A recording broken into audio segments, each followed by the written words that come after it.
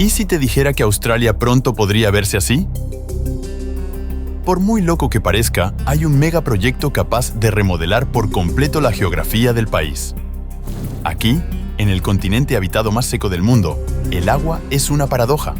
Por un lado, en el centro del país, se encuentra el Outback australiano, un desierto que cubre varios millones de kilómetros cuadrados. En el otro lado, a solo unos cientos de kilómetros de distancia, en las costas tropicales de Queensland, se encuentra lo opuesto exacto. Cada año, los monzones vierten miles de millones de litros de agua dulce allí.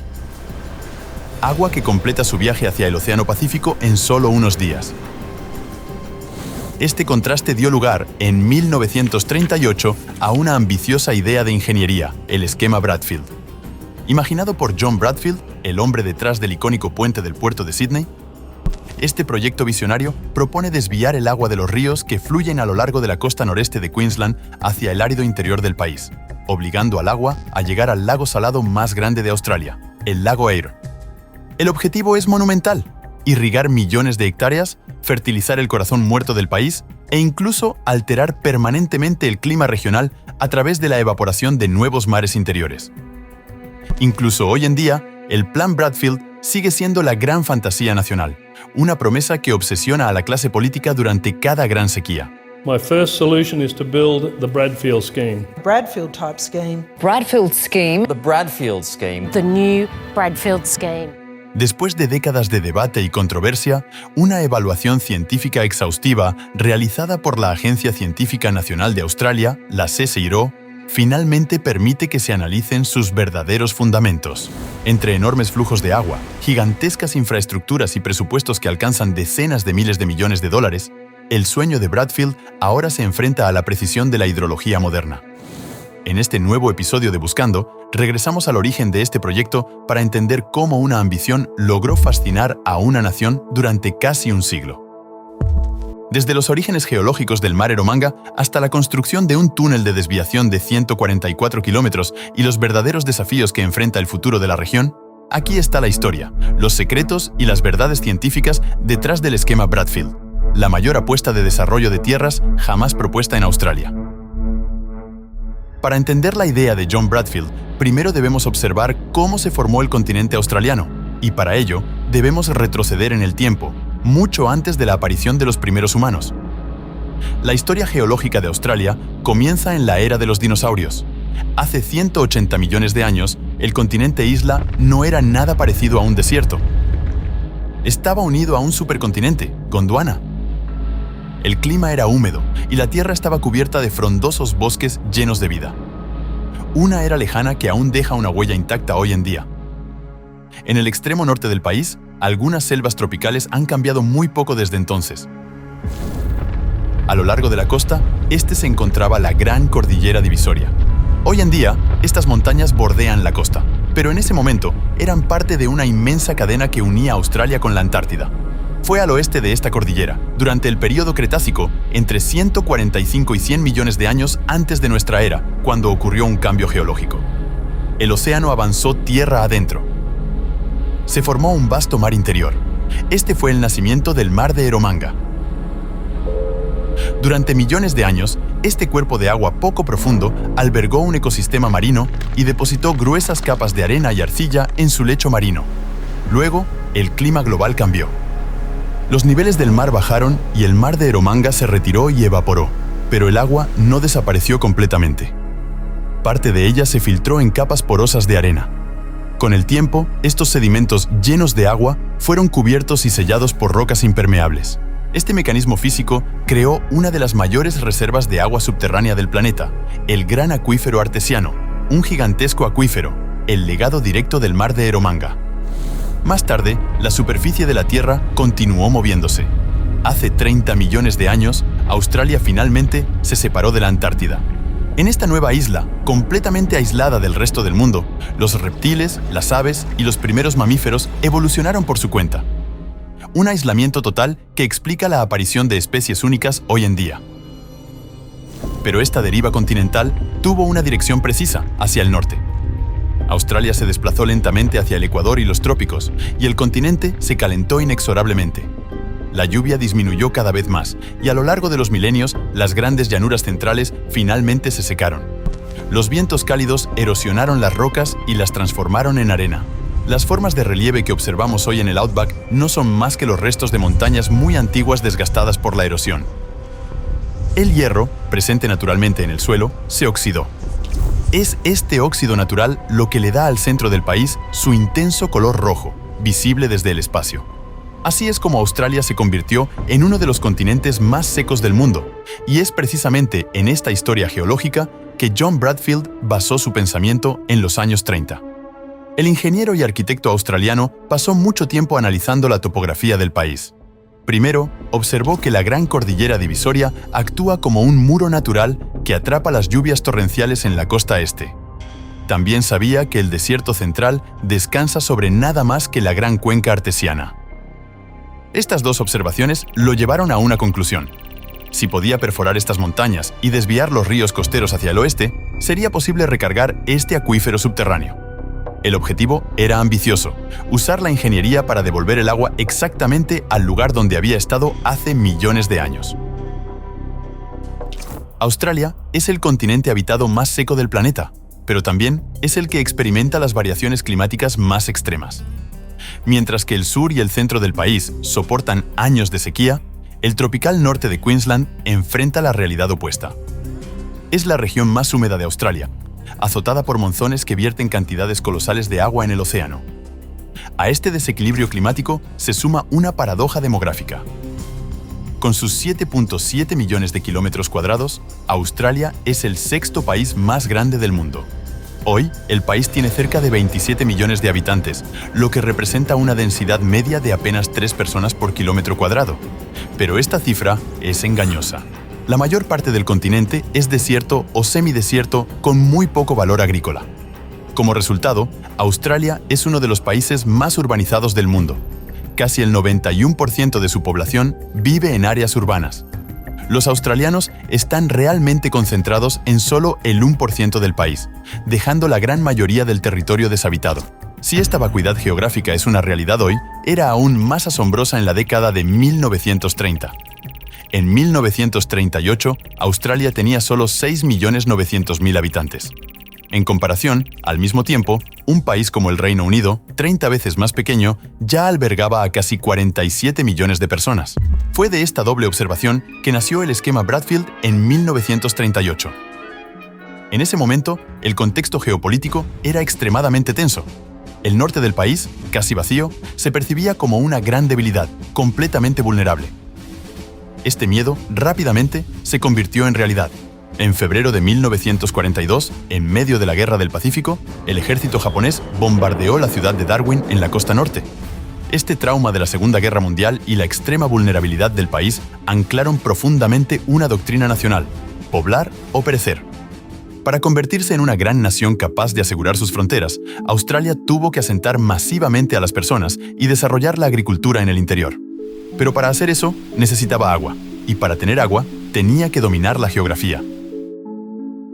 El hombre que asumió este desafío no era una figura desconocida. Fue John Bradfield. En ese momento, él era el ingeniero civil más grande del país. Fue quien diseñó el gigantesco puente del puerto de Sydney, inaugurado unos años antes, en 1932. Una verdadera hazaña técnica para la época, un puente con una longitud total de 1.149 metros, cuyo monumental arco de acero se eleva a 134 metros sobre el agua. Un récord de altura en la ciudad que no sería superado hasta varias décadas después, en 1967, por la Australia Square Tower y sus 170 metros. También el arquitecto del imponente Puente Story de Brisbane, Bradfield era un hombre que había demostrado su habilidad para dominar el acero y la gravedad. Basándose en sus logros, luego decidió conquistar la naturaleza. Su proyecto se basaba en una gran ventaja geográfica: los grandes ríos tropicales de Queensland, como el Tule y el Herbert. Se originan a gran altitud en una meseta elevada sobre el resto de la región. Así, el ingeniero imaginó una red inmensa de vasos comunicantes que operaba solo por gravedad para capturar el agua antes de que fluyera hacia el océano. La mecánica se planificó hasta el milímetro. Una primera presa captura las aguas del río Tule y las desvía a través de un túnel de 16 kilómetros hacia el río Herbert. Una segunda presa retiene el agua y la inyecta en una tercera cuenca, la del río Burdekin. La pendiente natural del terreno guía el agua a un sitio estratégico llamado Hell's Gates. Es aquí donde se encuentra el punto de inflexión. En las puertas del infierno, Bradfield planeó la construcción de una presa de 122 metros de altura. Desde este embalse, el agua correría por un túnel subterráneo de 144 kilómetros de largo excavado a través de la roca de la cordillera para llegar al río Flinders. Mientras que los acueductos subterráneos muy largos apenas comenzaban a aparecer en los Estados Unidos en el mismo periodo, como el acueducto Delaware de Nueva York y sus 137 kilómetros iniciados en 1937, perforar un túnel de este tipo bajo las montañas de Queensland representaba un desafío de ingeniería colosal para Australia. Pero la visión de Bradfield no se detuvo allí. Desde ese punto, el agua fluiría hacia el interior del país y tendría que terminar su viaje en un lugar muy específico, el lago Eyre. Ubicada en el corazón del desierto, 50 metros bajo el nivel del mar, es el punto natural más bajo de Australia. Pero sobre todo, es el lago salado más grande del país y de toda Oceanía. Con una extensión de 9.300 kilómetros cuadrados, suele ser nada más que una inmensa cuenca salina, secada por el clima árido de la región. Solo durante inundaciones excepcionales, el cuenco logra llenarse, ofreciendo un espectáculo fugaz antes de que el agua se evapore por completo después de 2 o 3 años. Es precisamente este fenómeno natural lo que Bradfield quería controlar. Él estaba convencido de que al verter continuamente agua del río en ella, rompería este ciclo de evaporación y crearía un auténtico mar interior permanente. Bajo el calor del desierto, este mar desencadenaría una evaporación masiva, generando nuevas nubes y lluvias regulares. El objetivo final no era solo irrigar el suelo, sino transformar el clima australiano. Pero un año antes de su muerte en 1942, el ingeniero decidió modificar su propia ruta. Propuso una segunda versión de su plan para desviar el agua hacia otra cuenca de drenaje. Su objetivo era evitar la cuenca del río Flinders y enviar el agua directamente hacia el lago Webb y luego al río Thompson. Esta nueva ruta cambió completamente la gigantesca infraestructura. El túnel subterráneo fue abandonado en favor de 2 tuberías titánicas de más de 7 metros de diámetro.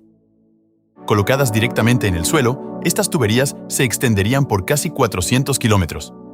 Y para que el agua cruzara el terreno sin un túnel, la presa de Hell's Gate tuvo que elevarse a 152 metros de altura. El costo de esta nueva versión se estimó en el equivalente a 2.800 millones de dólares actuales, una visión audaz que logró cautivar a generaciones enteras de australianos. En cada gran sequía, el esquema Bradfield reaparece en los medios como la solución definitiva para domesticar Australia. Y con razón. La idea de forzar el agua a fluir hacia el desierto mediante la simple fuerza de la gravedad parece notable. Pero cuando se enfrenta a la precisión de la hidrología moderna, ¿es esta obra maestra teórica concebida en la década de 1930 realmente factible? Para responder a esta pregunta, necesitamos avanzar un poco en el tiempo. En el año 2020, la Agencia Científica Nacional de Australia, la CSIRO, decidió reabrir este caso que tenía más de 80 años. El objetivo estaba claro: revisar la totalidad de los planes de Bradfield de 1938 y 1942 y someter los cálculos del ingeniero al escrutinio de la hidrología moderna. La primera conclusión del informe es fascinante. En teoría, la intuición de Bradfield era correcta. Aunque solo tenía un barómetro simple para estimar las elevaciones de la región, su ruta topográfica era notablemente precisa. El agua puede fluir a través de la cordillera lentamente gracias a la fuerza de gravedad. Técnicamente, perforar las montañas para desviar los ríos es posible, pero la viabilidad de tal desarrollo no depende solo de la gravedad. Para que el plan funcione, se necesita agua, mucha agua. Y aquí es donde la ecuación comienza a desmoronarse. En la década de 1930, Bradfield sufrió de una grave falta de datos climáticos. Para calcular la cantidad disponible de agua, se basó en fórmulas matemáticas diseñadas en Alemania para ríos europeos. Pero los ríos del norte de Australia tienen los flujos más variables del mundo.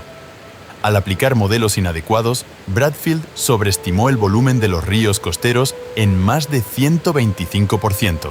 En la fuente misma del proyecto, simplemente no hay tanta agua como esperaba. Y el ingeniero también subestimó al elemento más formidable de Australia, el Sol. En su plan original de 1938, para que el agua fluyera hacia el túnel de 144 kilómetros, la entrada del túnel tenía que ser construida muy arriba, a 108 metros sobre el lecho del río. Por lo tanto, las represas de Hell's Gate debían acumular una cantidad monumental de agua antes de siquiera alcanzar la abertura del túnel. Esta agua de almacenamiento muerto, que se estanca sin ser utilizable, equivaldría a 43.000 millones de metros cúbicos. Eso es equivalente a 4 veces el volumen del lago Argyle, el lago artificial más grande del país. Los modelos de CSIRO muestran que bajo el calor tropical, el Sol evaporaría 3 veces más agua de la que realmente fluiría a través del túnel. Y para la variante de 1942, la conclusión es aún más severa. Una represa de 152 metros costaría aproximadamente 12.500 millones de dólares hoy, pero sobre todo sería completamente inútil.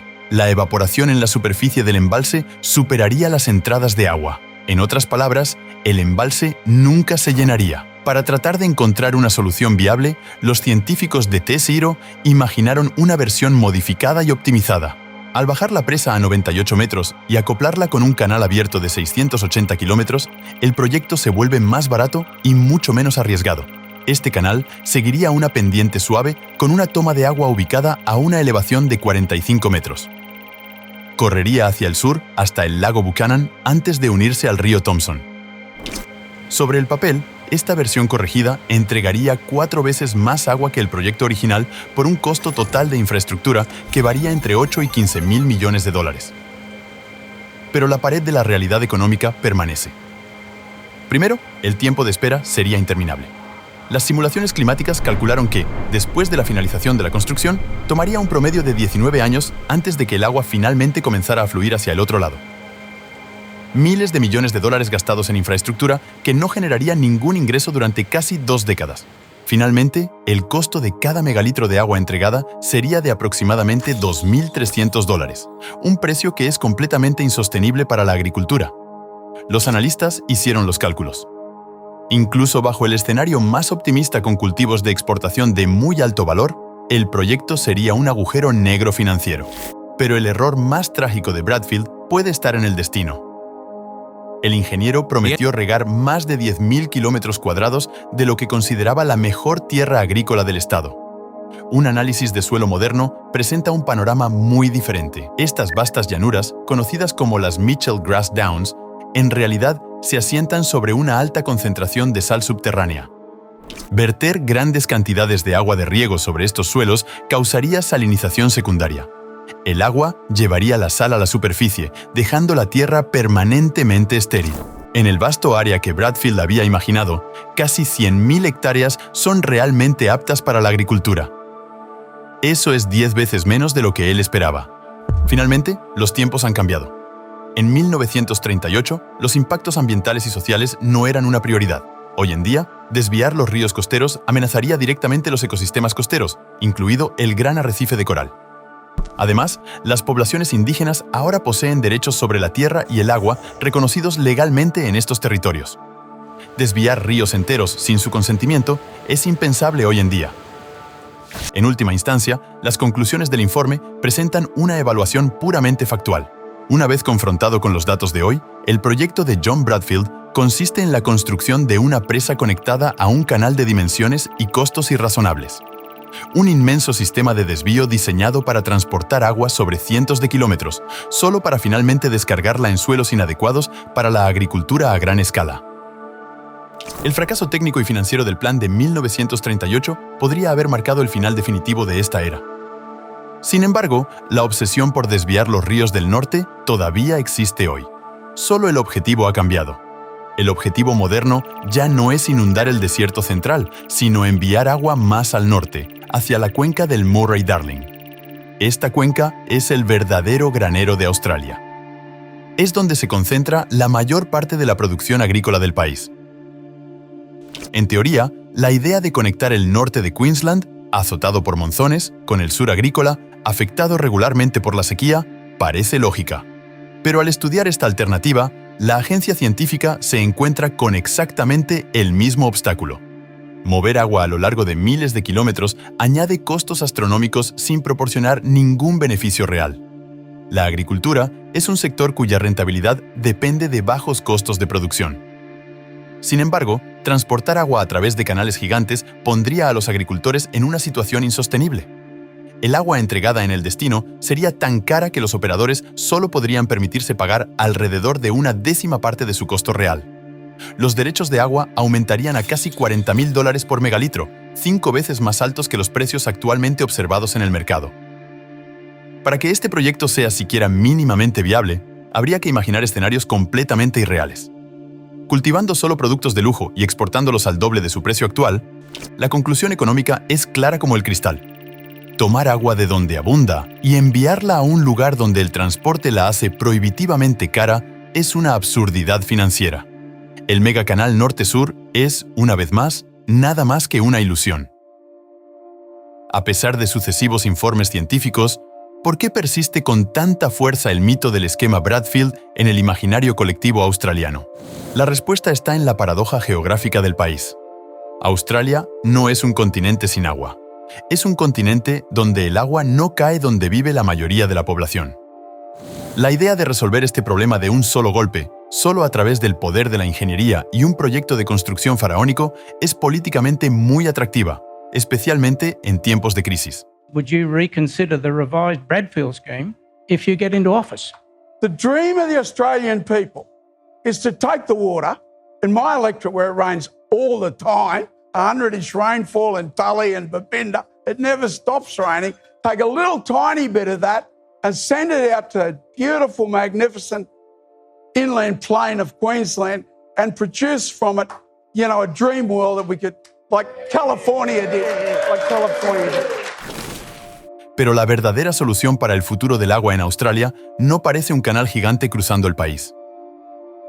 Hoy, los expertos en hidrología proponen un enfoque radicalmente diferente. En lugar de construir inmensas infraestructuras aisladas, la estrategia moderna se basa en la creación de redes regionales interconectadas. Al vincular represas existentes con fuentes de resiliencia climática, como plantas desalinizadoras e instalaciones de tratamiento de agua, las regiones pueden apoyarse mutuamente. Esta diversificación permite soportar sequías prolongadas sin arriesgar una escasez total de agua y, sobre todo, sin necesidad de cruzar todo el continente. Finalmente, está la cuestión del sentido común geográfico. Hoy, el riego agrícola consume el 70% del agua de Australia. Sin embargo, solo el norte del país genera más del 60% de toda la escorrentía de agua en el continente. En lugar de gastar decenas de miles de millones para llevar agua a los cultivos del sur, la lógica económica dicta lo contrario: desarrollar la agricultura donde el agua ya existe. Utilizando el agua localmente en el norte tropical y en acuerdo con las comunidades indígenas, Australia podría asegurar un nuevo nivel de seguridad alimentaria. Pero entonces, ¿por qué Australia no hace esto a gran escala? Los informes de CSIRO son claros. El agua no lo es todo. En el norte, los suelos son principalmente pobres, frágiles e inadecuados para la agricultura intensiva. La infraestructura de transporte es casi inexistente, lo que coloca los productos lejos de los mercados de exportación. Finalmente, construir una industria agrícola desde cero en una región expuesta a ciclones tropicales extremos representa un riesgo financiero colosal. El esquema de Bradfield pertenece al pasado, una época en la que la gente creía que la humanidad tenía que dominar la geografía. El desafío del siglo XXI para Australia ya no es luchar contra su propio mapa, sino finalmente aprender a vivir con él. Australia no es el único país que debe replantearse su geografía en respuesta a la escasez de agua. En el otro lado del mundo, otros estados también enfrentan escasez grave. Este es notablemente el caso de Jordania, que planea conectar el Mar Rojo desde Aqaba hasta su capital, Ammán, a través de un vasto proyecto de desalinización y transporte de agua, el Proyecto Nacional de Transporte. Si estos desafíos extremos de ingeniería te fascinan, te dejo aquí con nuestro episodio dedicado a salvar el Mar Muerto. Nos vemos pronto en Looking 4.